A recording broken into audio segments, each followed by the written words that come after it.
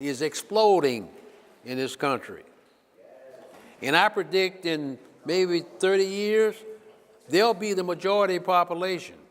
And the reason why it's important to speak more than one language is because the world is also getting very much smaller. If you have certain skills and you want to get a job in South America, for example, you want to get a job in Mexico or Honduras or one of those South American countries. If you apply for a job over there and you can speak Spanish, you might get hired. And the same thing works for them. People all over the world are learning English in school because they want to come here because this is considered the most powerful and richest country in the world. They want to come here and work. And they know that they can more likely get hired if they can speak their native language and English. So it's very important that all of you take a second language. I don't care what it is, but do it.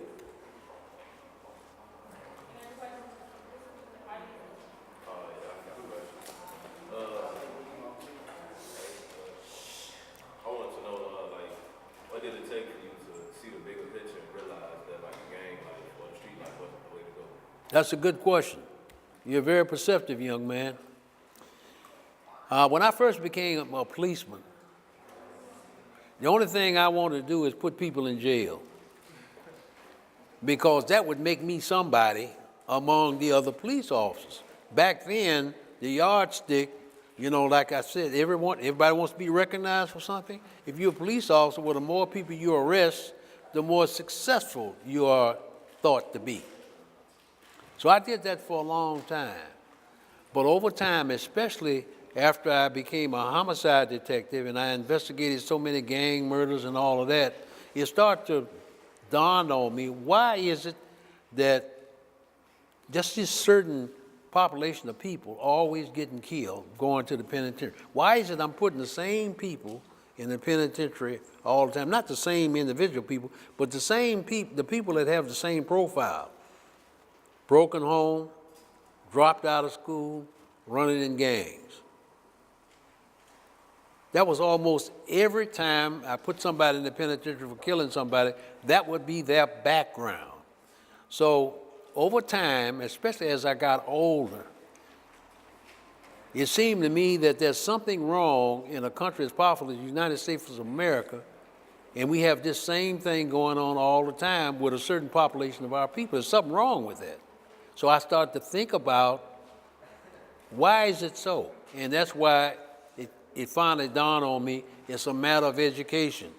These kids can't go anywhere. That's all they know. All their friends are either in the penitentiary or going to the penitentiary or running around in the neighborhood trying not to get shot. There's a reason for that. They don't have the mobility to get out. They don't have a future. You don't have a vision for doing something better in the future.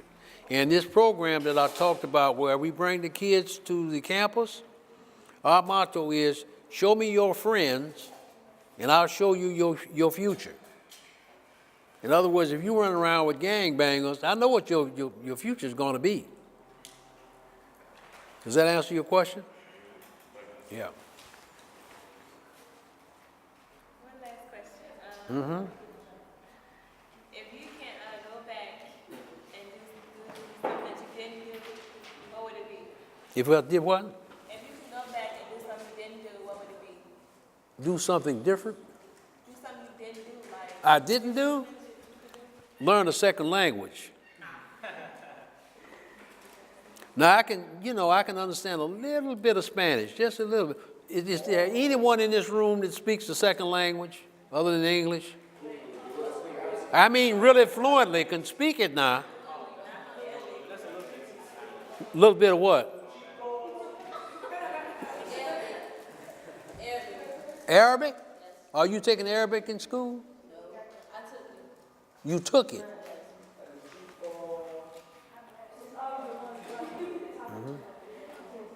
This young man here. Mandarin and Swedish? What school you go to? Oh, that's beautiful, man. That's beautiful. People are gonna come looking for you. The CIA is looking for people who speak a lot of languages. Let me tell you something, folks. If you go to Europe, I've never been there, but I know something about it.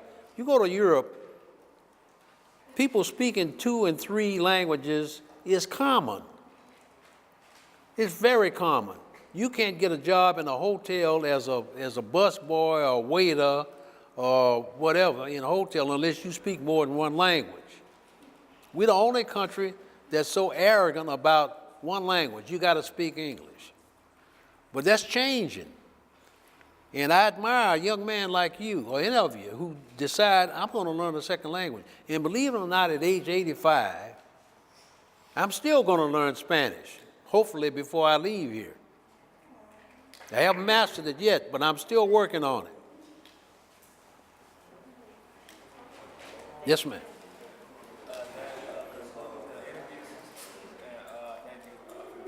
My pleasure. My pleasure.